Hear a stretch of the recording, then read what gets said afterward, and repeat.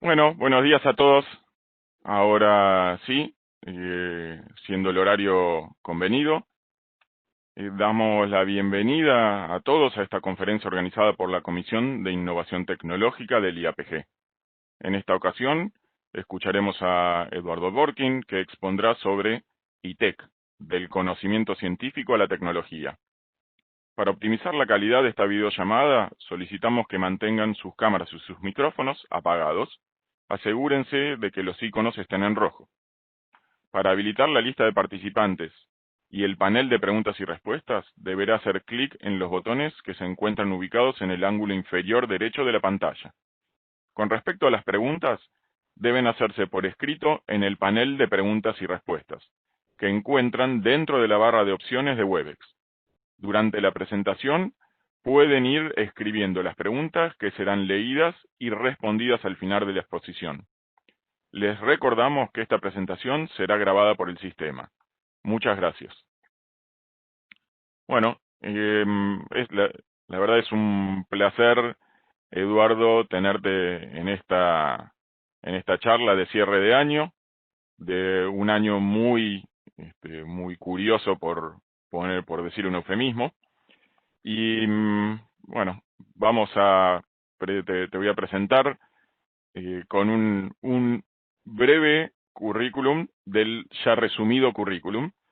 Eduardo Dworkin es Doctor of Philosophy in Mechanical Engineering del Massachusetts Institute of Technology, donde también cursó su máster. Previamente cursó la carrera de ingeniero electromecánico en la Facultad de Ingeniería de la Universidad de Buenos Aires y actualmente es presidente de ITEC YPF Tecnología. Es también profesor titular de la Universidad de Buenos Aires y ha cubierto numerosas posiciones dentro de el servicio público como miembro del directorio, por ejemplo, de la Agencia Nacional de Promoción Científica y Tecnológica. Ha tenido posiciones en universidades, como en la UBA, como mencioné recién, o como profesor visitante en el Departamento de Ingeniería Mecánica de la Universidad de Stanford, y ha tenido también numerosas actividades en el campo privado, siempre en desarrollos de punta con aplicación industrial. Ha dirigido 13 tesis de grado entre maestría y doctorado y ha recibido numerosos premios y distinciones, incluyendo el premio Jusey a la trayectoria y el premio Fundación Conex en Ciencia y Tecnología. Con esto damos lugar a Eduardo Dworkin para que muestre su presentación. Muchas gracias, Eduardo. Muchas gracias por la presentación, Santiago. Buenos días a todos. Antes de comenzar con la presentación, quiero agradecer al Instituto Argentino del Petróleo y Gas por la invitación, a la Comisión de Innovación Tecnológica, a Santiago Cerebrinsky, que ha organizado esta charla, y al equipo técnico del IAPG, en particular a Adriana Divino.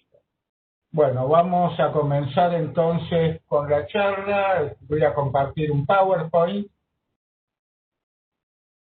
Se está viendo, ¿no? Bien. El título de la charla es ITEC. Ahí está en pantalla el edificio de ITEC en Berisso, de la ciencia a la tecnología. ¿Cuáles son las tres tareas que entendemos que tenemos que concentrarnos en ITEC? Una es la innovación tecnológica, claramente, es decir, voy a mostrar en el curso de esta charla nuevas innovaciones, digamos, innovaciones que se han desarrollado en ITEC respecto tanto de productos como de procesos. El segundo tema y segundo digo no por importancia sino en orden, que tenemos que centrarnos en ITEC es el apoyo tecnológico a la producción. Es decir, la producción en particular de YPF o de aquellas empresas petroleras que quieran contar con nuestro servicio, es uno de los temas fundamentales. Nosotros tenemos que aportar conocimiento de investigadores a la producción tecnológica. Y el otro tema es el de lo que llamamos sustitución inteligente de importaciones, es decir, sustitución de importaciones hoy en día ya deja de ser como pudo haber sido hace muchísimos años, el hacer localmente con peor calidad y más caro lo que se hace en el exterior, sino que pasa a ser el desarrollar localmente industrias, trabajo y capacidad exportadora. ITEC es una sociedad anónima. Es muy particular la forma en que está constituida ITEC. El 51% de las acciones es de YPF y el 49% de las acciones es de CONICET. Existe ahora una o dos sociedades anónimas más con participación de CONICET, pero cuando se formó ITEC en el 2012, esto fue una real innovación en las funciones de CONICET. Es decir, es una posibilidad para que CONICET haga realidad la última T, la T de CONICET, ciencia y tecnología, porque, bueno, no solo le da a los investigadores de CONICET la posibilidad de trabajar en aplicaciones tecnológicas, aplicaciones industriales, sino que le da a la industria la posibilidad de contar con el expertise de los investigadores de CONICET. A gruesos rasgos, ITEC hoy tiene unos 13.000 metros cuadrados, tiene más de 1.000 equipos, tiene 47 laboratorios, 12 plantas piloto. La inversión en ITEC, obviamente sin contar la inversión edilicia, es decir, la inversión en el edificio, es de aproximadamente 25 millones de dólares. En este momento ITEC tiene 48 proyectos de I+D en su portafolio, tiene 64 patentes otorgadas o en trámite y 15 tecnologías. En algún momento durante esta presentación vamos a detenernos a ver alguna de ellas. 15 tecnologías ya en el mercado. Acá de nuevo está el número de la inversión, 25 millones de dólares. Brevemente, el personal de ITEC, somos 266 personas, 66 con doctorados, 34 posgrados, 125 con grados universitarios y 41 con tecnicaturas o nivel medio. Hay 219 investigadores tecnológicos o analistas de laboratorio y 47 personas en el staff. Y respecto a la composición de género, tenemos 36% de mujeres y 64% de varones, y si bien el porcentaje de investigadoras o tecnólogas mujeres es aún bajo, es mayor que el porcentaje de mujeres, por ejemplo, que estudian ingeniería, donde solamente tenemos un 20-21% de estudiantes.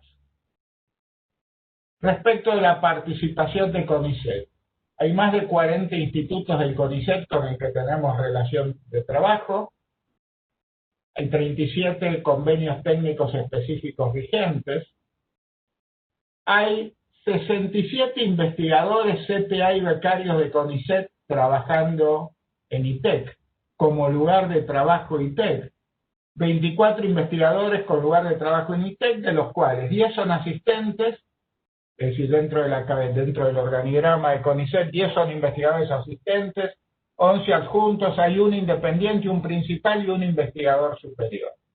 Hay 9 CPAs, es decir, carrera del personal de apoyo, de los cuales 8 son técnicos y 1 profesional. Hay 30 becas cofinanciadas, tanto doctorales y postdoctorales, y 4 becas PDTS en ITEC. Investigadores de CONICET en ITEC. Nosotros estamos moviéndonos en este momento con el total apoyo de la doctora Ana Franchi, que es la presidenta de CONICET.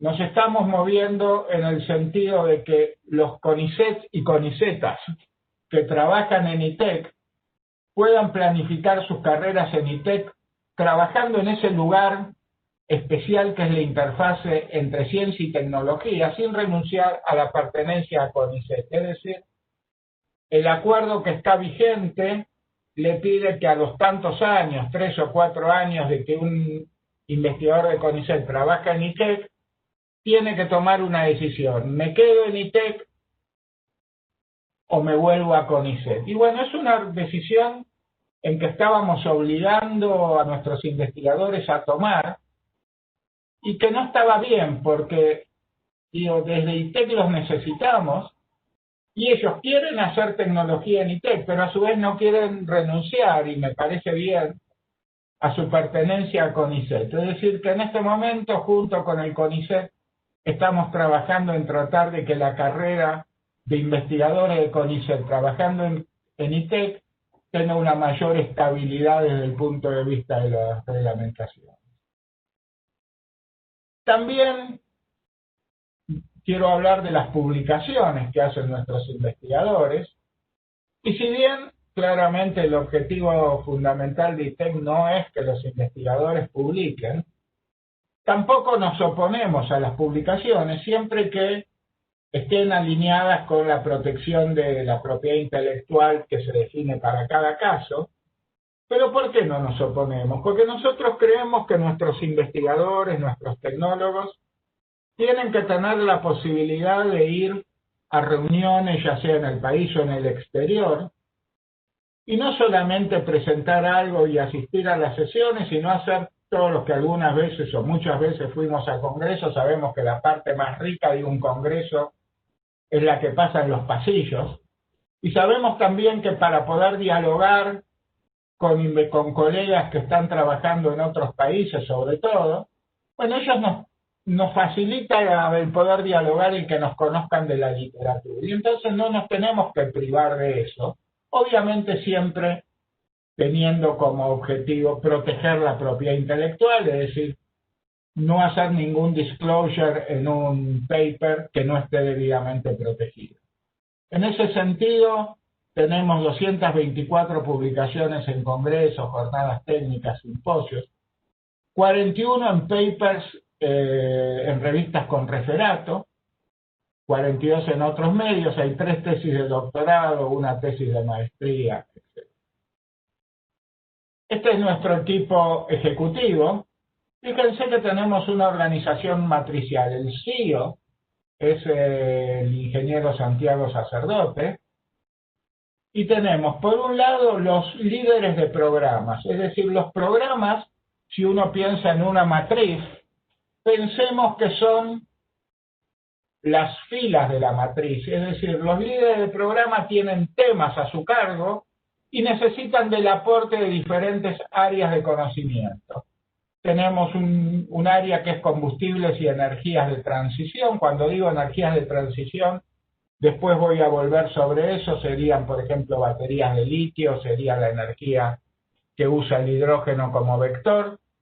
Tenemos otro equipo, otro grupo, otra líder de programa en equipos y herramientas inteligentes, en soluciones de sostenibilidad ambiental, tecnologías para el conocimiento del subsuelo y químicos innovadores para la industria del petróleo y el gas.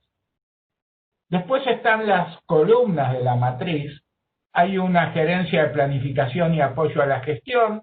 Hay una gerencia muy importante que es la gerencia comercial y de transferencia de tecnología. Y acá, dependiendo de Juan Soria, que en su momento fue responsable de transferencia de tecnología del CONICET y ahora está desde hace algunos años en ITEC, tenemos los grupos que hacen investigaciones en áreas temáticas. Analítica, la directora de analítica es Clara Smal, que es una investigadora de CONICET.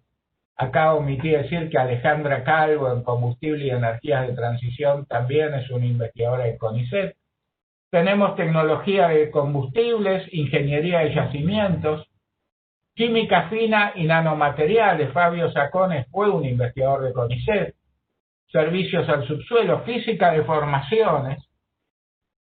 Es un área con el que yo estuve antes de acceder a la presidencia de ITEC, es un área en la que trabaja, por ejemplo, Santiago Serebrinsky, que hoy me presentó y con el que yo estuve muy relacionado en el desarrollo de un software de simulación sobre el que vamos a charlar dentro de un rato. Ingeniería de escalado. Ingeniería de escalado, un área importantísima. Todos aquellos que hemos estado en algún grupo de investigación industrial sabemos que hay cosas que funcionan en escala laboratorio, pero cuando uno los trata de llevar a la escala industrial o a la escala, en nuestro caso, del reservorio petrolero, bueno, ahí dejan de andar. Y bueno, este área de ingeniería de escalado es el encargado de esa transición. Hay un área de ambiente y biotecnología, donde Walter Vargas también fue un investigador de CONICET, un área de tecnologías digitales y un área de ocupación de laboratorios y capacidad. Esto es un esquema, si se quiere, de ITEC, en donde adentro tenemos las áreas de conocimiento, geociencias, química, física y nanomateriales, biociencias aplicadas, tecnología de combustible y proceso, representaciones digitales, que es mucho más que modelado computacional usando elementos finitos, también tiene ahí adentro temas de machine learning, de inteligencia artificial, tienen ahí adentro temas de herramientas inteligentes, ingeniería y escalado y química analítica, y las aplicaciones están en la producción de gas y petróleo, obviamente, en la perforación y workover, en el no convencional, gran tema, obviamente para YPF y por lo tanto para ITEC, el tema del no convencional, en el downstream industrial, es decir, las refinerías, de las plataformas de servicio que ahora vamos a conversar, en las nuevas energías, en la estimulación, en la producción de petróleo estimulando, ya sea estimulación secundaria o terciaria, y en un tema clave, es decir, la sostenibilidad ambiental, es decir, hoy todos los que hablamos de producción de gas y petróleo tenemos también que hablar y hacer todos los esfuerzos necesarios para el tema de sostenibilidad ambiental. Antes les dije que íbamos a hablar acá de plataformas de servicio. Bueno, tenemos varias de ellas. ICOR.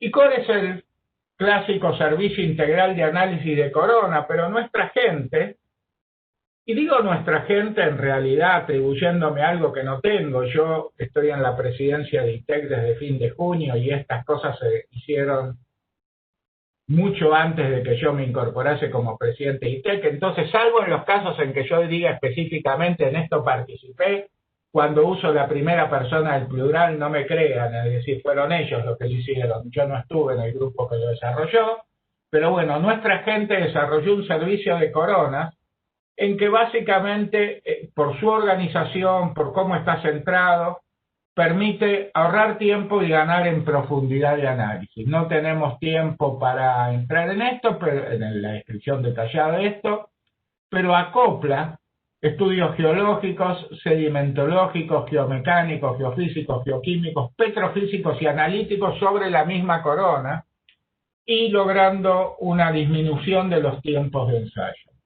Consorcio MIC es de microbiología molecular para la industria. Bueno, todas las industrias, en particular las industrias del gas y del petróleo, tienen enormes pérdidas de equipos, enormes pérdidas en última instancia de recursos por los temas de corrosión microbiológica. Se hizo un consorcio que estaba liderado ese consorcio, por una experta en el tema con la que tuve el gusto de trabajar muchísimos años cuando yo era el responsable del Centro de Investigación Industrial de Tenaris, que es la ingeniera Teresa Pérez, y en este consorcio entraron un número importante de industrias para tratar de desarrollar conocimientos útiles para prevenir la corrosión microbiológica. Tenemos, y esto es algo muy nuevo, un consorcio del hidrógeno al que llamamos H2AR. Esto es comenzar a desarrollar en la Argentina la economía del hidrógeno. Y hay empresas, hay una cantidad, cerca de 80 empresas que participan de este consorcio. Hay distintos intereses en el hidrógeno. están desde los intereses de exportar hidrógeno. Después vamos a ver que está el hidrógeno negro, que nadie quiere que exportemos, el hidrógeno azul y el hidrógeno verde, que es el desideratum para las exportaciones. Está el uso del hidrógeno para transformar, por ejemplo, nuestros trenes, nuestras locomotoras diésel, en locomotoras eléctricas, pero en que produzcamos la energía eléctrica por medio del hidrógeno. Bueno, hay una serie de aplicaciones en que diversas empresas se han nucleado con nosotros alrededor del hidrógeno. Está también, obviamente, en el futuro la idea de tener colectivos andando por las grandes ciudades argentinas utilizando el hidrógeno y las celdas de hidrógeno para motorizarlos. Está eFlow, que es un servicio de aseguramiento de flujo que mezcla temas experimentales con temas de modelado numérico. Es decir, uno de los grandes problemas, todos lo saben, uno de los grandes problemas de los petróleos no convencionales es el depósito de parafinas, es la mezcla cuando estamos llegando, ya sea durante el transporte o llegando a la refinería, de petróleos con diferentes características en lo que hace al transporte, a la deposición de parafinas. Bueno, eFlow, con el apoyo de organismos del CONICET, como puede ser el PLAPICI, está trabajando en este tema. Y después está ILOC, es una metodología geoquímica para asignar producción en vaca muerta, es decir, si nosotros estamos produciendo a partir de una serie de locaciones y después llega el petróleo y se mezcla en un colector, nosotros tenemos que poder decir cuáles son las locaciones que están haciendo los aportes para saber dónde estamos produciendo mucho, poquito o nada. Estos son servicios consolidados que nosotros estamos ofreciendo a la industria, en particular y en primera instancia, obviamente, a YPF, pero que están abiertos para todas las industrias de gas y petróleo que estén interesados. Tenemos un programa de no convencionales. El objetivo de este programa es reducir los costos de desarrollo mediante la aplicación de tecnologías, procesos innovadores y sobre todo, acá digo, expansión de la frontera técnica de conocimientos. Básicamente de lo que estamos hablando es llevar conocimientos científicos a la tecnología. Uno de los temas importantes, es decir, imaginemos, esta pregunta se hizo alguna vez en ITEC. Bueno, ¿cuál es uno de los costos grandes que tiene la producción de no convencional? Y es la arena. La arena que se usa como propant, es decir, como material de sostén. El tema de la arena es que, bueno, la arena que estamos usando no se encuentra cerca de vaca muerta. Se encuentra, por ejemplo, en la Mesopotamia. Hay que extraer la arena, transportarla de alguna forma hasta vaca muerta, y ahí tenerla para usarla durante el proceso de fractura. Es decir, un tema de logística no trivial en absoluto. Yo, la primera vez que estuve en vaca muerta, hará 6, 7 años, estaba yo asistiendo a una fractura y había camiones haciendo una cola que se perdía de vista en la meseta patagónica, camiones con su carga de arena para incorporar la arena a esa producción. Es decir, entonces la pregunta que se hizo es, bueno, ¿qué pasa si tratamos de idear una forma en poder hacer fracking sin arena? Y hubo dos respuestas. Una es la que se llama ICALSITE, o ICALSITE, de acuerdo a como lo querramos pronunciar, y que básicamente, acá tenemos una imagen microscópica de lo que pasa con ICALSITE. Básicamente se inyectan químicos con CO2 comprimido y durante el proceso de decompresión del CO2 se producen estos sólidos que son, en escala muy pequeña obviamente, como estalactitas y estalagmitas, que hacen las veces de propan, es decir, impiden que cuando dejamos de introducir fluido a presión se cierre la fractura, que una vez que están actuando como propan tienen la resistencia mecánica necesaria para resistir la fuerza que hace la formación para cerrarse, lo mismo trabajo que hace la arena, y que por otro lado tienen la permeabilidad adecuada para poder producir a través de esta faja o esta franja de calcite. Otro desarrollo que se hizo es eFluid, que básicamente también es inyectar en este caso un líquido, para que a través de reacciones químicas se formen el equivalente de granos de arena. Fíjense que acá no son granos de arena, son como elementos, digamos, longitudinales, elementos en una dimensión, estalactitas, estalagmitas, les dije antes, y Fluid lo que produce es que se generen in situ granos de arena. El otro desarrollo, y en este sí voy a poder hablar en primera persona del plural porque con la empresa de ingeniería en la que yo participaba antes de incorporarme a ITEC, que era Cimitec, trabajamos en el desarrollo de esto, fue un lindo trabajo porque trabajó obviamente ITEC, trabajamos nosotros y trabajó una empresa que es un spin-off de MIT y un ex alumno mío argentino que hoy es profesor de MIT, el profesor Raúl Radovisky.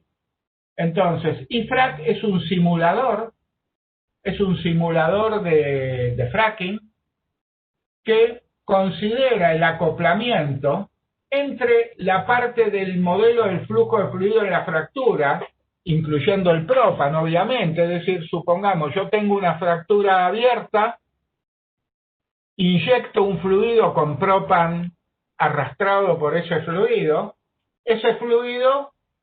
tengo que modelar cómo va transcurriendo, cómo es el flujo de ese fluido por dentro de la fractura.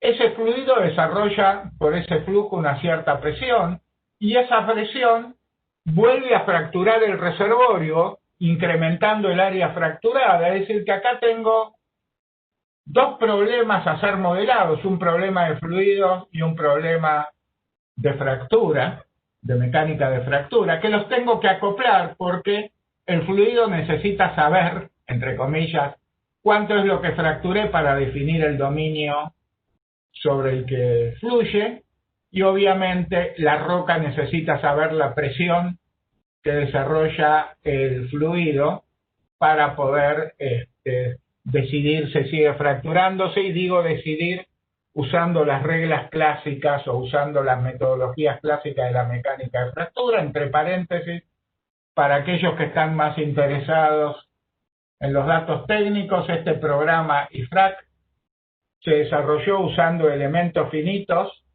usando una tecnología de elementos finitos que es la de Discontinuous Galerkin, en que entre elementos intercalamos también elementos de transición o elementos de fractura que obedecen unas ciertas leyes de apertura en función de la tracción transversal a que están sometidos. Y por otro lado también déjenme decirle que programas simuladores de este tipo requieren una enorme capacidad de paralelización, es decir, requieren una enorme capacidad de ingeniería de software, porque acá podemos estar hablando tranquilamente de millones de elementos finitos, y entonces si nosotros no tenemos una buena paralelización, va a ser imposible. Bueno, nos ayudó en este sentido que mi ex alumno, hoy profesor de MIT, Raúl Radovisky, yo siempre lo definí como un talibán de la ingeniería de software, es decir, él ha puesto mucho esfuerzo en la ingeniería de software de este simulador, que hoy sí corre realmente escalando, es el término que se usa muy bien usando paralelización y nos vino bien, y acá vuelvo a decir algo que yo hice en el pasado. En el pasado el CONICET, con el apoyo del Ministerio de Ciencia y Técnica, obviamente, compró la computadora Tupac, que está instalada ahí en GEOL, que es una computadora de alta capacidad de procesamiento en paralelo, un poco viejita en estos días, pero de alta capacidad de procesamiento en paralelo, y bueno, en su momento yo fui contratado para la especificación, compra y puesta en marcha de Tupac. Y FRAC, además de simular la fractura hidráulica, simula la evolución técnica del reservorio fracturado y simula la producción en el reservorio fracturado. Fíjense, de la primera parte de acá de la simulación de la fractura hidráulica, obtenemos la geometría de las fracturas. Y después hacemos producir el petróleo y el gas a través de esas fracturas que hemos desarrollado cuando simulábamos la fractura hidráulica. Es decir, tenemos en un solo simulador la capacidad de definir la geometría del área fracturada y la capacidad de producir, ya sea gas, petróleo o agua, a través de ese área fracturada. Como ejemplo, acá tenemos un ejemplo. Fíjense, acá tenemos cómo se va abriendo la fractura. Esta es una simulación y acá, donde tengo el cursor, hemos modelado el mismo problema, pero en la banderita que está metida dentro de la fractura estamos graficando la presión que desarrolla el fluido. Entonces, acá tenemos una fractura hidráulica y la presión que desarrolla el fluido. Acá tenemos un caso interesantísimo, que es el caso de una fractura hidráulica que se va a encontrar, ven acá, es una fractura natural, se va a encontrar con una fractura natural y lo voy a mostrar en tres ángulos diferentes. En el primer ángulo, usando un anglicismo, la fractura se va a restar, es decir, que no va a poder pasar de la fractura natural, se va a detener. Y para los que están mirando este videíto, les aclaro que fíjense, acá tengo la fractura que se va a ir propagando y adentro, con esta línea de colores, estamos simulando hasta dónde llega el fluido que estamos inyectando, porque bueno, todos saben, y es conocimiento común en la literatura, que el fluido de fractura no llega hasta la punta de la fractura. Es decir, cuando fracturamos, la punta de la fractura está siempre seca y la distancia que hay entre la punta del fluido, por llamarlo de alguna forma, y la punta de la fractura, es lo que se llama el fluid lag, es decir, cuánto está atrasando el fluido respecto de la fractura, y estamos en la línea de colores que representa el fluido, estamos poniendo en un gráfico de colores la presión, y en el resto del dominio las tensiones principales. Bueno, vamos a empezar, ahí va la fractura hidráulica, llega hasta la fractura natural, trácate, se detiene, no puede pasar. Bueno, por el campo de tensiones que se desarrolla surgen otras fracturas, pero esta fractura natural no puede pasar, el fluido se detiene ahí. Vamos a otro caso. En este caso, la fractura hidráulica, y la única diferencia es el ángulo entre la fractura hidráulica y la natural, en este caso la fractura hidráulica no se va a parar, pero tampoco va a continuar, es decir, se va a desviar continuando por dentro de la fractura natural. Fíjense el fluid lag, llegamos, trácata, ahora se mete por dentro de la fractura natural. Y por último, para un dado ángulo, la fractura hidráulica va a cruzar tranquilamente la fractura natural. Ahí la cruzó, etc. Y obviamente estos eran problemas que no valen por sí mismos, digamos, nadie quiere modelar una fractura hidráulica con una fractura natural, sino que como estos resultados han sido publicados y tienen un backup experimental y analítico importante, nosotros los usamos para validar el modelo, el simulador, que es la gran palabra, es decir, yo que desde hace infinitos años vivo de simulación computacional. Lo que recomiendo a mis alumnos, a mis clientes, a mis colaboradores es nunca le crean a un modelo de un simulador si antes no lo valida. Bueno, este es un ejemplo también de fractura en 3D, que son las que vamos a tener que usar, es decir, y acá es donde cuando usamos en 3D y el número de elementos crece y el número de elementos de interfase, que son los elementos que hay entre elementos finitos, crece. Acá es donde realmente pesa mucho el hecho de tener una buena o no tan buena paralelización. Otros ejemplos, fracturas secuenciales. Fíjense acá, se hizo la primera fractura y después de terminada la primera fractura se va a hacer la segunda. Fíjense que la segunda fractura tiene esta desviación y esta desviación se debe a lo que se llama el stress shadow, es decir, al campo de tensiones que desarrolló la primera fractura. La primera fractura se desarrolla en un reservorio que tiene solamente las tensiones en dos direcciones, en este caso, que son las tensiones naturales del reservorio, pero la segunda, cuando empieza a correr, bueno, va a encontrarse el campo de tensiones que indujo la primera fractura y por lo tanto se va a desviar y este es el resultado de estas fracturas secuenciales. Si las hago las dos al mismo tiempo, es decir, si hago fracturas secuenciales, los campos de tensiones que desarrollan hacen que ambas tiendan a apartarse una de otra. Yo dije que nosotros modelamos la fractura y después la producción.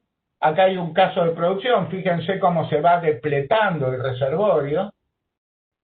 Por ejemplo, acá hemos llegado a los casi 20 años y el azul es un reservorio en el que ha bajado notablemente la presión de gas.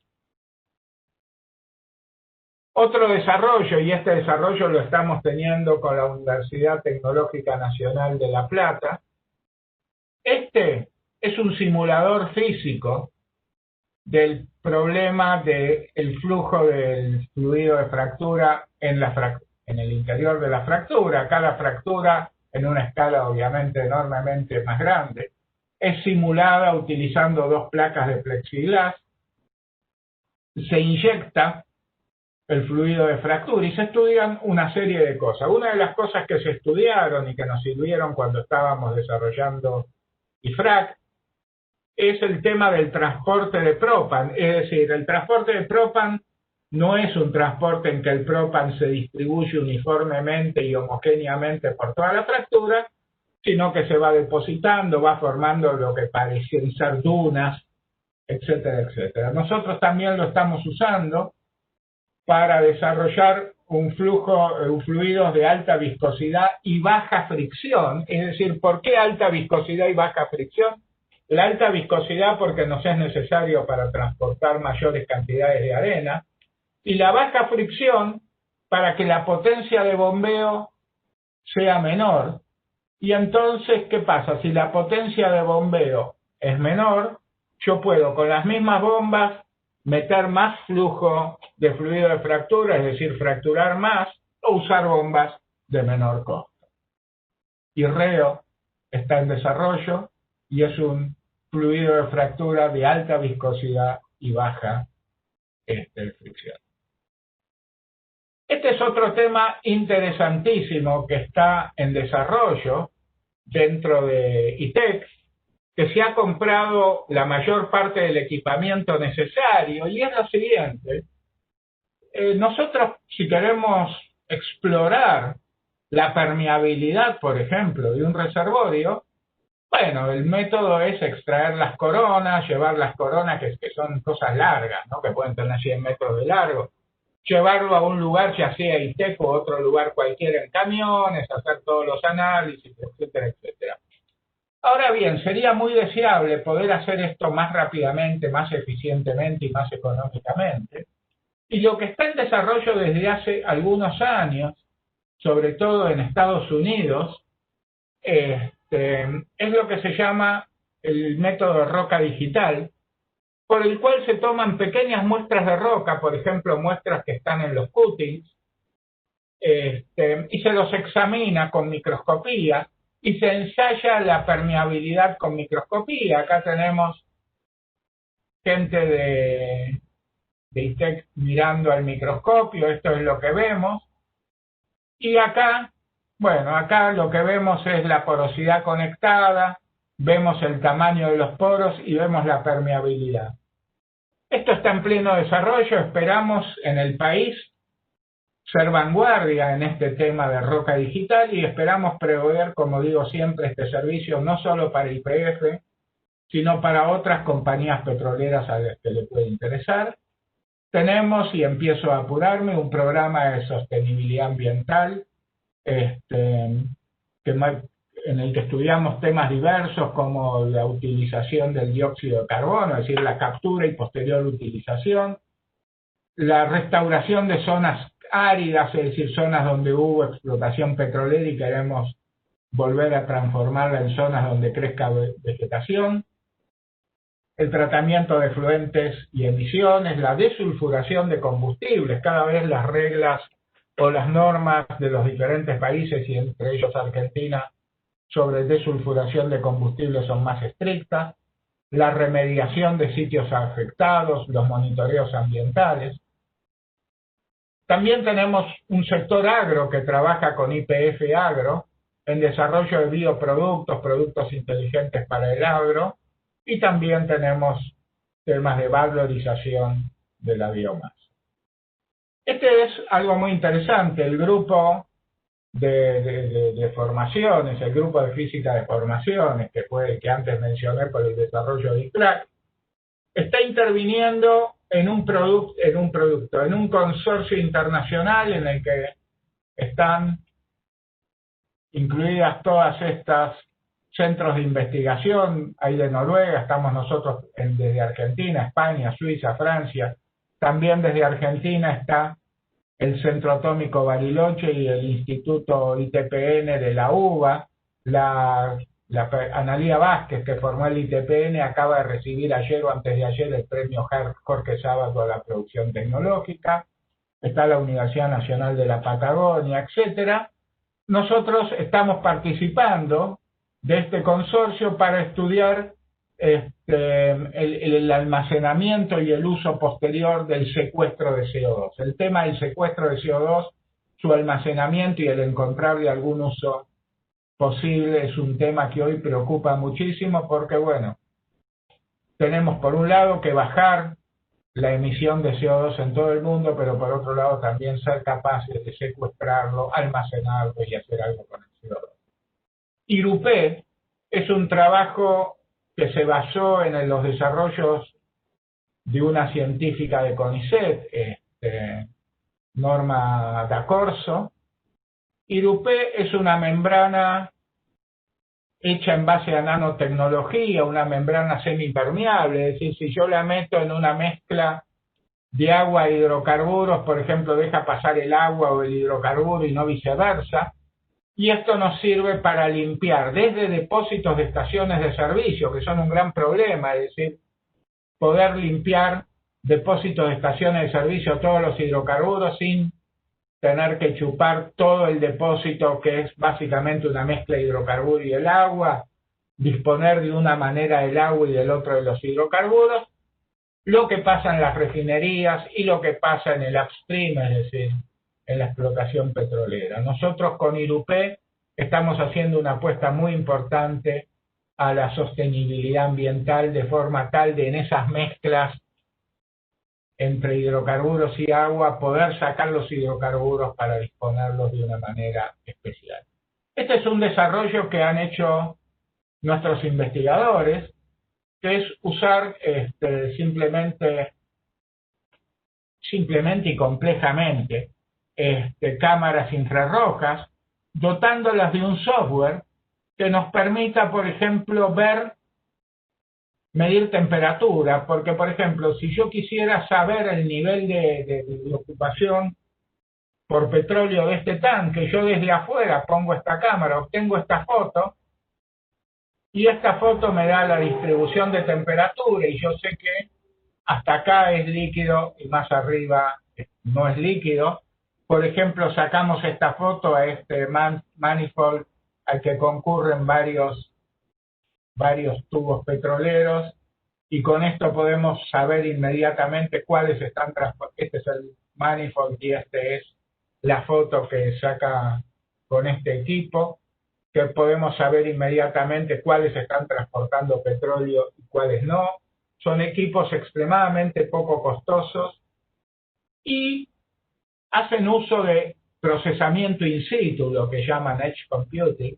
Es decir, nosotros con esto no necesitamos poder mandar con un gran caño de transporte de datos todos los datos a una central para que los procese, sino que mandamos un solo dato, el que elijamos, desde la altura de ocupación del tanque hasta el transporte sí o no de cada uno de estos tubos.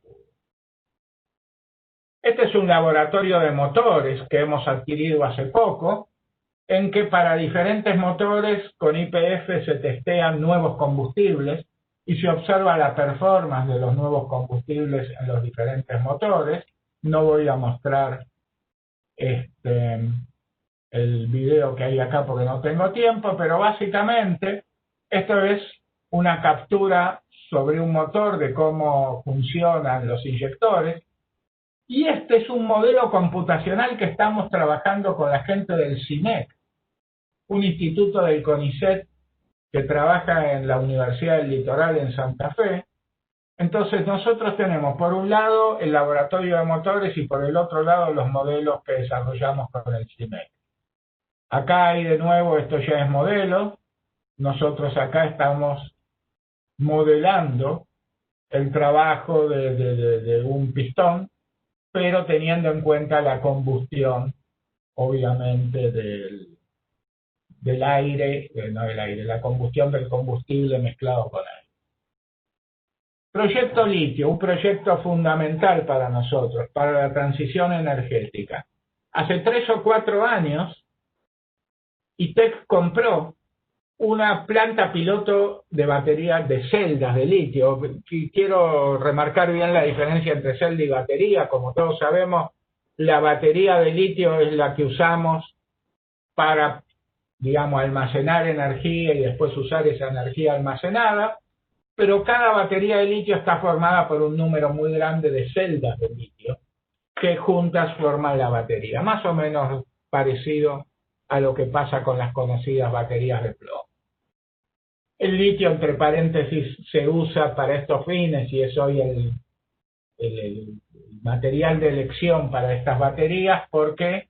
Y bueno, porque tiene una gran capacidad de carga y descarga sin que por eso disminuya su vida útil.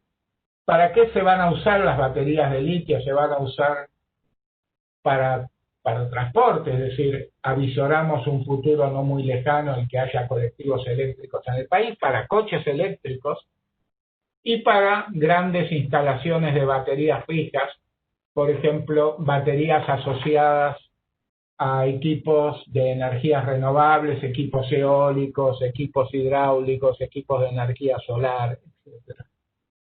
Nosotros con nuestra planta piloto pudimos estudiar y desarrollar lo que se llaman materiales activos, que son los materiales para el cátodo y el ánodo, pero ahora quisimos dar un paso más y es comenzar una planta industrial de baja escala, es decir, no tenemos los cientos de millones de dólares necesarios para una planta de alta escala, es decir, lo que los chinos ahora llaman plantas de gigawatts, pero queremos instalar una planta de baja escala donde el proceso productivo en escala real, es decir, en escala industrial, pueda ser conducido, donde podamos producir las primeras celdas y baterías para usar en diferentes aplicaciones, estudiar su comportamiento y eventualmente servir de centro de referencia para que si ya sea el Estado o una empresa privada mañana instalan una gran planta industrial, poder probar muchos de los procesos y muchas de las características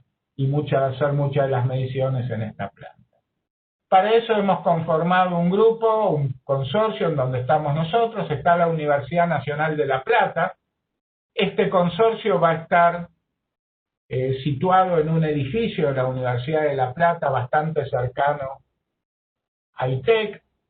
En este consorcio participa también el INIFTA, que es un instituto del CONICET que dirige Félix Requejo, y este INIFTA está también cerca del edificio que nos da la Universidad de La Plata. Participa el CITEDEF, que es el Centro de Investigaciones de las Fuerzas Armadas, y participa INVAP. Nosotros con esto, de acá a un año, vamos a estar produciendo celdas, produciendo baterías y haciendo los ensayos correspondientes. Muy importante la participación de INVAP para estos ensayos, porque muchos de estos ensayos de qué pasa con la batería si choca, qué pasa si se incendia, qué pasa si está sometido a campos electromagnéticos, se van a poder hacer en SEATSA, que es el laboratorio que hizo INVAP en Bariloche, y por otro lado mucho del expertise para la parte electrónica de las baterías lo va a aportar INVAP. El consorcio H2AR, y acá vuelvo con algo que anuncié hace unos minutos. ¿Cómo se produce hidrógeno? Bueno, yo podría producir hidrógeno usando un proceso de electrólisis y generando la energía eléctrica para esa electrólisis, por ejemplo, con una central térmica. Bueno, eso es lo que en el mundo se conoce como el hidrógeno negro. ¿Por qué? Y porque si bien usamos el hidrógeno para evitar quemar combustibles fósiles, para generarlo estamos quemando combustibles fósiles, es decir, no es realmente el objetivo quemar combustibles fósiles para producir hidrógeno.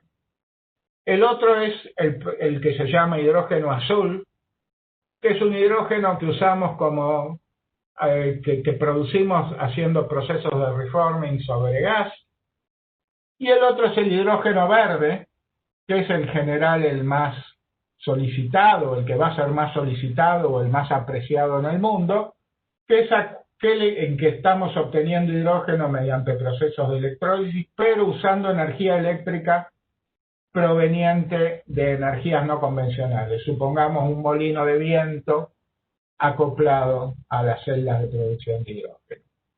Obviamente en el mundo va a hacer falta también, para poder aseverar que un cierto hidrógeno es verde y no azul o no negro, procesos de certificación muy afiatados y bajo control internacional. Bueno, nuestro consorcio H2AR es hoy uno de los temas en los que estamos trabajando con un conjunto de 80 empresas. Y bueno, esto es básicamente, y en muy apretada síntesis, una presentación de ITEC. Les agradezco la atención y bueno, ahora estoy listo para contestar, si puedo, las preguntas que surgen.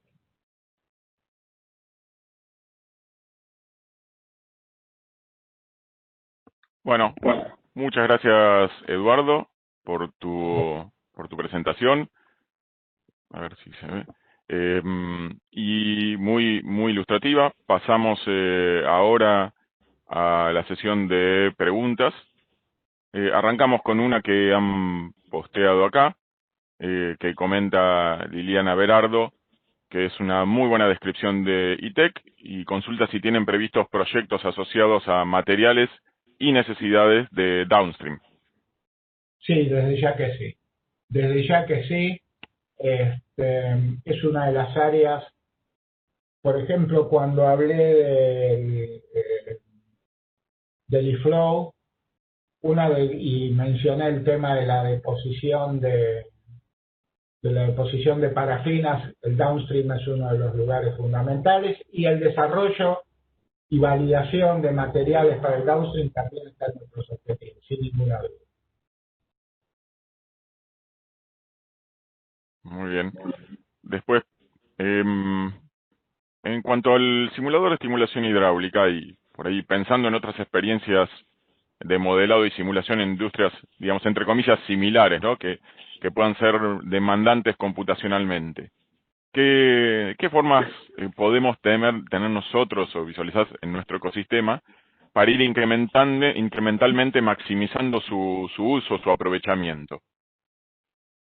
Mira, nosotros tenemos una gran ventaja en nuestro país, y es que los grupos de mecánica computacional, los grupos capaces de desarrollar software de simulación, son varios y muy poderosos. En todos los ejemplos que di, hablaba de nuestra colaboración con el CINEC de Santa Fe, que ahora en este momento también tu grupo, el de Física de Formaciones, que está colaborando con ellos en temas de fracturas naturales. Estamos colaborando con ellos en temas de... Yo hace bastantes años, cuando teníamos nuestra empresa de modelado computacional, trabajé para Repsol Bolivia en un tema bastante interesante, y es cómo va variando la resistencia de los casing en la medida en que son corroídos. Bueno, eso es un estudio muy interesante que hicimos y que ahora estamos desarrollando todas las herramientas para reproducirlo, bueno, para las petroleras que lo necesiten utilizar para el plan gas. La única diferencia es que ahora no lo vamos a hacer desde la que era mi empresa de ingeniería, que está desactivada, sino a través de CINEP. Tratar de desarrollar ese tipo de estudios. Nosotros sabemos, y vos, Santiago, también venís obviamente del campo de la mecánica computacional, que es un nombre que no me gusta usar, pero que la define bien, que hay muchísimas aplicaciones, desde las aplicaciones, te diría, más convencionales, como son IFRAC, es decir, más convencionales llamo a aquellas cosas donde se fracturan, donde plastifican sólidos y donde fluyen fluidos, hasta algunas no tan convencionales como las que puede involucrar eFlow, que involucran reacciones químicas, ¿no? Bueno, en todo eso nosotros creemos que hay un campo enorme para la simulación computacional. Para el desarrollo de lo que algunos hoy en día llaman los digital twins, que es tener funcionando un equipo o un proceso y a su vez tenerlo funcionando para poder estudiar en detalle problemas que puedan surgir en el modelo.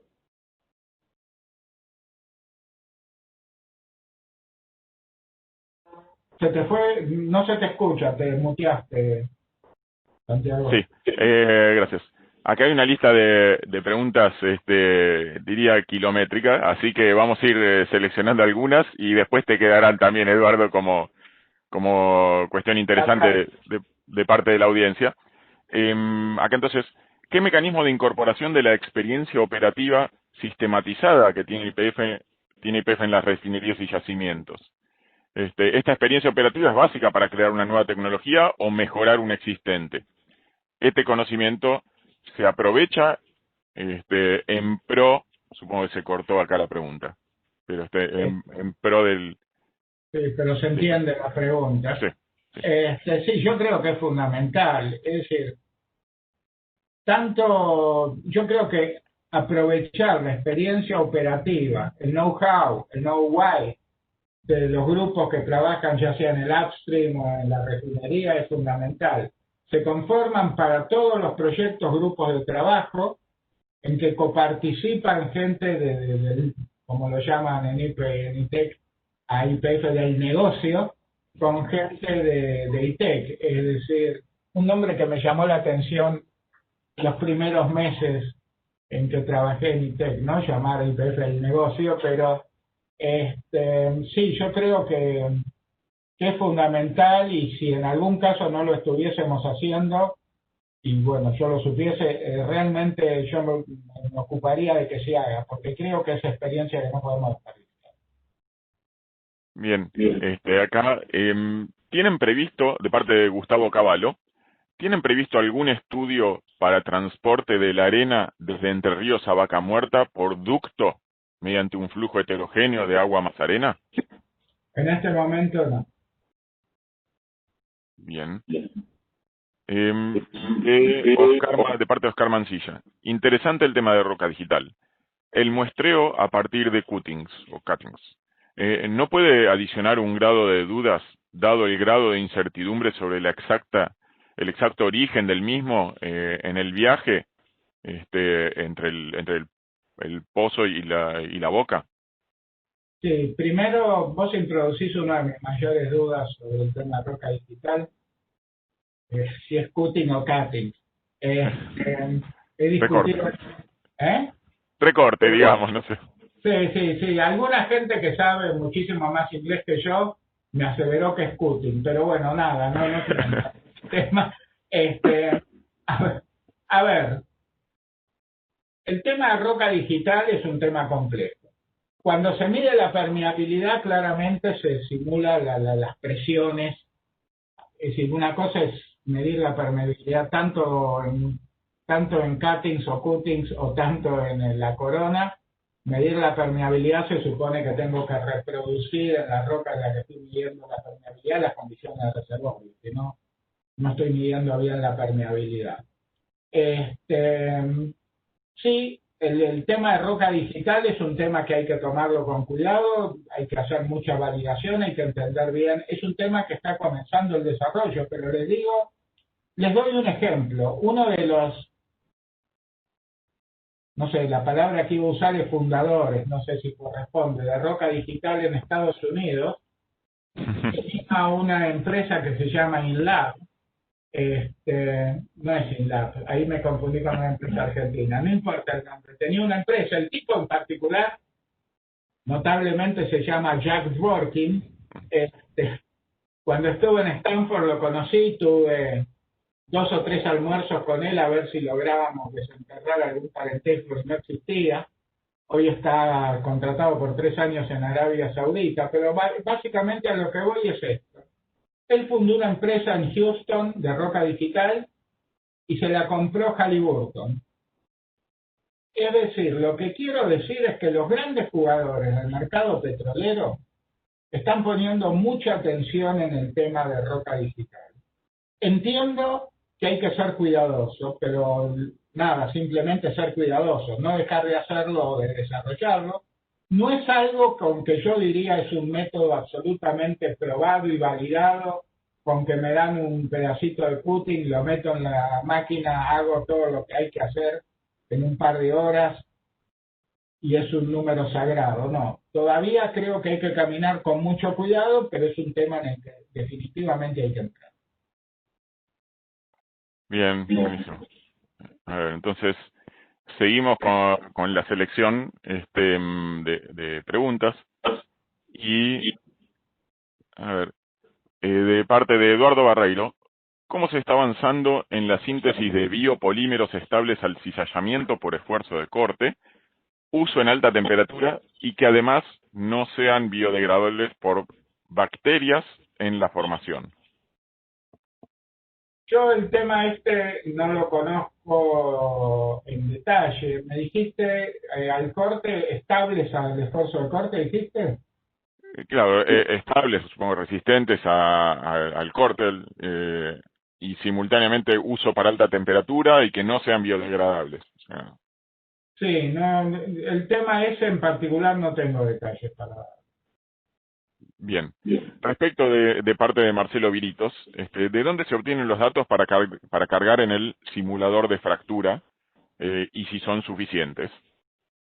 Mira, este es el tema básico de toda simulación, de dónde se obtienen los datos. Es decir, ¿qué datos necesito?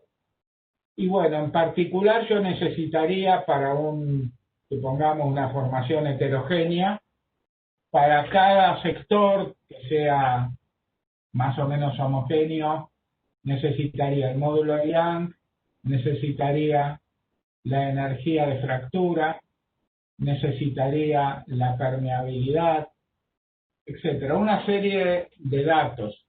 Una serie de datos que son los mismos que voy a necesitar si, por ejemplo, corro algún simulador de producción o cosas por el estilo. Es en base a la calidad de esos datos que va a ser la calidad de la simulación. Una vez que el programa está validado, que el simulador está validado, bueno, es obvio que la calidad del output depende de la calidad del input. Nosotros pensamos que en YPF hay mucha capacidad de desarrollar la información necesaria, pero bueno, nada, es un tema con que siempre la persona que está simulando tiene que prestar mucha atención, es decir, la calidad de los datos que mete en un simulador. Entiendo que ese es un problema que se puede afrontar sin sin temerle, pero bueno, hay que tener cuidado con él. Sí, básicamente, los datos teóricamente están, hay que asegurarse que sean buenos. Excelente. Bueno, como pregunta follow-up de Oscar Mancilla respecto de los cuttings, si a partir de coronas o testigos laterales se puede reducir la incertidumbre en los datos, ¿no? Sí, claro que sí. Pero bueno, digamos, yo no digo, y que los muchachos de ITEC después no piensen que estuve diciendo que a partir de que desarrollemos Roca Digital todo el tema del trabajo sobre coronas se acabó. Yo cuando empezaba con el método de elementos finitos, hubo un fulano en Estados Unidos que dijo dentro de algunos años los túneles de viento van a servir solamente para almacenar listados de computación. Bueno, se equivocó doblemente. Primero que ya no usamos más listados de computación, es decir, esos gigantescos fardos de papel perforado que usábamos, digamos, perforado en los costados para el impresor. Y segundo, que los túneles de viento se siguen usando. Bueno, no estoy diciendo que el tema de Roca Digital va a reemplazar absolutamente el tema de las coronas, ni dentro de poco ni dentro de mucho. Son nuevas herramientas que estamos incorporando, de la misma forma que los elementos finitos no reemplazaron ni reemplazarán los túneles de viento. Incorporamos más herramientas. Perfecto, bueno, acá de parte de Ariel Listig, algo más de gestión, ¿cómo se pueden acercar propuestas de desarrollo desde los privados? Nosotros tenemos a María Fernanda Salgado, que es nuestra gerente de comercialización. Se la puede contactar a María Fernanda Salgado, se lo puede contactar al gerente general, a Santiago Sacerdote, o me pueden contratar a mí. Contactar a mí, yo creo que tanto el mail de María Fernanda, el mail de Santiago, mi mail, está por todos lados, es decir, nadie puede tener dificultad en contactar a ninguno de los tres, y si la tuviese, contactando a cualquier persona que esté trabajando en ITEC, le piden que lo contactemos. Es decir, nada, hay que acercarse, traer una propuesta que para nosotros y para ustedes tenga sentido y comenzar a discutirla. No hay grandes, digamos, procedimientos para que nos acerquen propuestas de trabajo. Bien. Bueno, hacemos un par más de preguntas para ir cerrando. Si les parece, hay mucho interés despertado, pero vamos con la de Francisco Liendo, que consulta si se han mencionado trabajos sobre fluidos y técnicas de fractura, si hay algo en curso sobre fluidos de perforación. Lodos de perforación, sí, claro que hay trabajo en curso sobre lodos de perforación. Lo ideal es desarrollar lodos de perforación que, manteniendo la capacidad de las actuales o mejorándolos, sean cada vez menos agresivos con el ambiente. Es decir, si fuese por mí, yo preferiría un lodo de perforación en base agua a que sea en base oil. Sí, sigue habiendo mucho trabajo en curso sobre lodos de perforación, sin duda. Bien. Bueno, aquí una entonces de Aníbal Mellano. ¿Cómo se piensa el aprovechamiento del know-how de pymes, desde las geociencias hasta las productoras de bienes? Bueno, hola Aníbal. Creo que es un tema fundamental el que plantea Aníbal Mellano. Yo el otro día, por ejemplo, charlando, bueno, no importa el nombre, con uno de nuestros ministros al respecto de las baterías de litio, yo le decía, bueno, a ver, ¿por qué un país como la Argentina quiere hacer baterías de litio y está pensando en transporte eléctrico? Es decir, ¿por qué Argentina tiene que estar pensando en colectivos eléctricos? A ver, si el tema es para disminuir la emisión de gases de efecto invernadero, les quiero decir que si bien no es un número medido, los organismos internacionales calculan que Argentina es responsable del 0,5% de los gases de efecto invernadero que se emiten en todo el mundo, es decir, nada. Nosotros, si queremos desarrollar batería de litio para colectivos eléctricos, para autos eléctricos, bla, bla, bla, para locomotoras hidrógeno, que es otra tecnología, sí, está bien, vamos a emitir menos, pero básicamente el tema es crear trabajo para pymes y crear trabajo para empleados de esas pymes, crear trabajo para científicos, para tecnólogos, etcétera. Aníbal lo debe conocer igual que yo.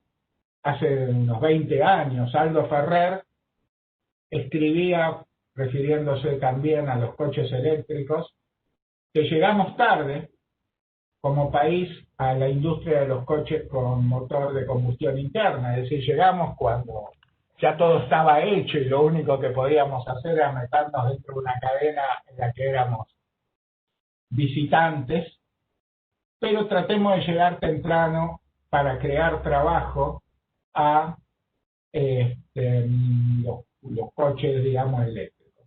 Esto en grandes rasgos, digamos, esta es mi visión así en grandes rasgos. Yendo a la visión específica de las pymes, quiero darte mi ejemplo personal. Yo hasta que me incorporé a ITEC, la empresa de ingeniería que yo tenía básicamente dentro del país, tenía 3 clientes fundamentales. El principal era ITEC.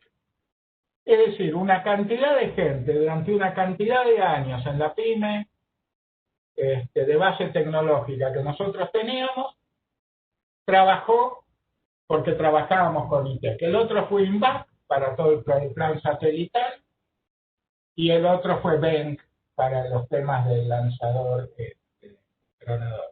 Entonces, básicamente también tenemos la concepción que nosotros queremos hacer estas cosas porque queremos trabajar con pymes y crear trabajo. Y yendo a la parte operativa específica, hay 2 mecanismos.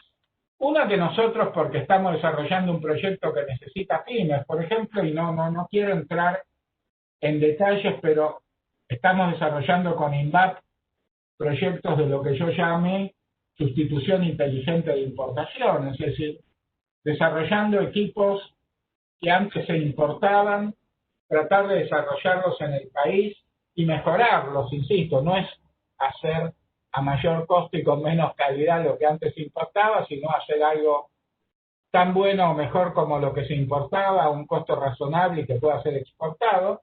Entonces, ya sea INVAP o nosotros, en general nuestros socios tecnológicos son pymes. Y por el otro lado, cuando hay una pyme que quiere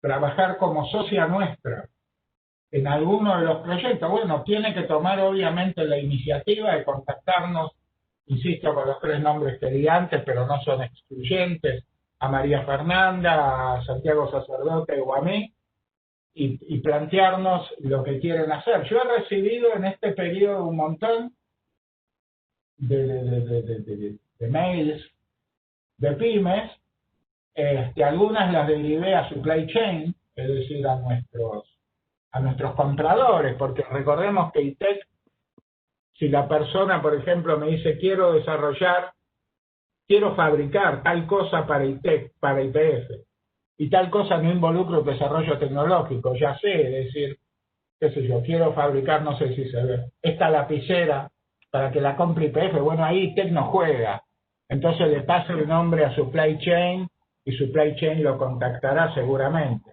Pero si involucra un desarrollo tecnológico, bueno, contáctenos, discutamos las posibilidades de hacerlo y lo vamos a hacer. Insisto, uno de los objetivos de ITEC y de mis objetivos personales como presidente de ITEC es el trabajo conjunto con las pymes. Excelente. Bueno, perdón, ¿puedo dar un ejemplo más? Sí, por supuesto. Nos pidió en algún momento YPF Gas el reemplazar algunos de los equipos que usan en la Argentina para diferentes mediciones que tienen que ver con la distribución del gas. Y bueno, nosotros nos pusimos en contacto, yo personalmente me puse en contacto por 2 vías. Una con el CONICET. con la Gerencia de Desarrollo Tecnológico del CONICET, Sergio Romano, y una ingeniera Cuello, que en este momento olvidé el nombre, si está en el público le pido disculpas por olvidarme el nombre, pero el apellido es Cuello, que participa de la comisión esta de innovación tecnológica, y también con el GAP, que es el Grupo Argentino de Productores para la Industria del Petróleo, que es un grupo de pymes, básicamente. También hay empresas grandes como Tenaris, pero es un grupo básicamente de pymes, para que rastreen e identifiquen dentro de las pymes nacionales quienes podían asumir ese trabajo. Debo confesar que aparecieron algunas, no muchas. Algunos de los temas todavía no están cubiertos, pero bueno, nada, hicimos a través de dos organismos o de dos equipos que están en contacto diario con las pymes la búsqueda, y la seguiremos haciendo. Bien, fantástico. Bueno, una última pregunta de cierre. Si es que podríamos pensar en experiencias similares a ITEC en otros campos, que sean estratégicas para Argentina. O sea, quizás alguna que ya esté existente, que se pueda adaptar, o alguna nueva. Bien.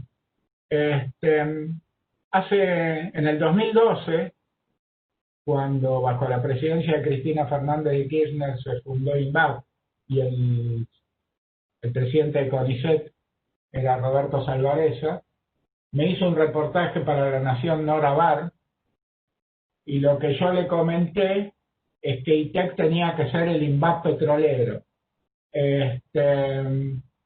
Bueno, vuelvo a comentar, en Argentina tenemos INVAP, que es un ejemplo destacadísimo de lo que se puede hacer. Lo tenemos en un montón de cosas, en proyectos satelitales, en proyectos nucleares, en proyectos de radares. Tenemos ITEC, tenemos INVAP, tenemos BEN, que trabajó en el desarrollo de los lanzadores satelitales y hoy está expandiendo su campo de aplicación a un montón de otros campos. Tenemos otra empresa dedicada a estudios geológicos que también es dueña CONICET de un 49%. Tenemos, digamos, una cantidad de empresas, por ejemplo, en aviación, la Fábrica Argentina de Aviones, que no puedo dejar de mencionarla porque es un ejemplo también importantísimo de lo que se puede y debe hacer en el país. Sí, yo creo que hay una serie de campos en que cosas parecidas a ITEC, organismos parecidos a ITEC, necesitan ser desarrollados. Excelente. Bueno, habían inclusive otras preguntas de acuerdo al interés que despertó, quedan en el tintero. Y Eduardo, muchísimas gracias por tu predisposición. Saludamos a toda la audiencia y a la organización y deseamos un muy buen 2021 a partir de este extraño 2020. Bueno. Los esperamos entonces con las actividades del año venidero, del IAPG y de la comisión. Bueno, muchas gracias a todos los que estuvieron aguantando mi charla de 1 hora. En particular, muchas gracias a vos, Santiago, por haberlo organizado. Y bueno, esperemos que el 2021 sea un año más decente que el 2020. Gracias. Tal cual. Bueno, hasta pronto. Saludos. Chao. Chao.